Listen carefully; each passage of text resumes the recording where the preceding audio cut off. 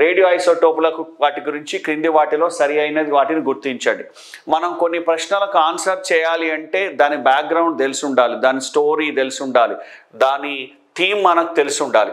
మనకు రేడియో ఐసోటోపుల గురించి తెలిస్తే ఇంకా ఇది రాసుకోవచ్చు. చూడండి, ఫస్ట్ ట్రిటియం హైడ్రోజన్ యొక్క రేడియో ఐసోటోపు కరెక్టేనండి.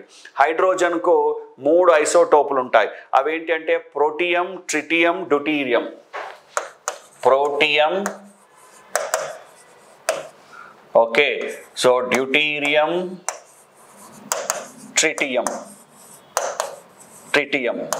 ఈ 3 కూడా హైడ్రోజన్ యొక్క ఐసోటోపులు. ఈ 3 ఐసోటోపులలో ఒక్క ట్రిటియంకు మాత్రమే రేడియో యాక్టివిటీ ఉంటుంది. సో కాబట్టి ఫస్ట్ది ఏంటి అంటే